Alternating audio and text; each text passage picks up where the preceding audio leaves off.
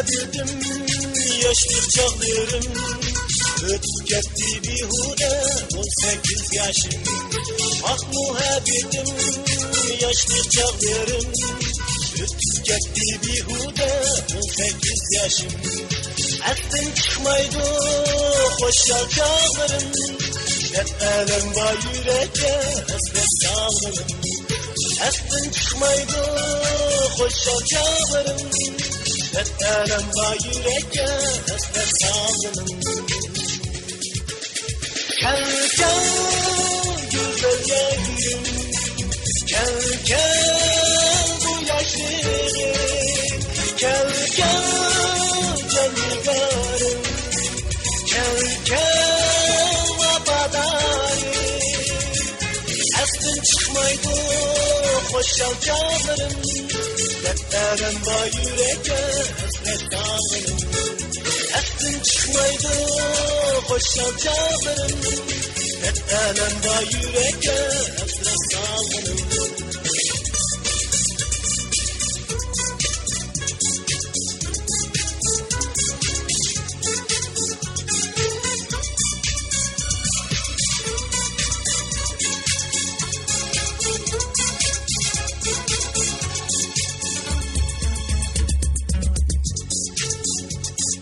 Yaşlı Adem'ge bir lakilidu, duydurmazdım bir günü ellik ketidu.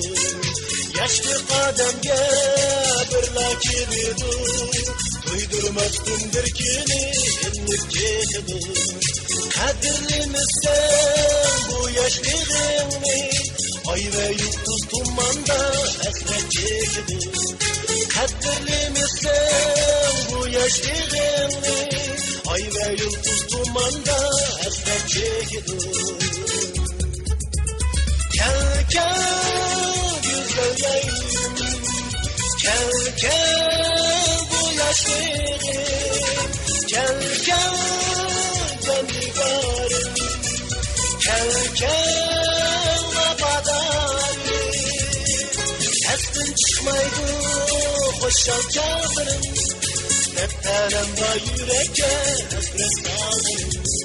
Kadirlimizden bu yaşlılığını, ay ve yıldız dumanda hasret çekilir.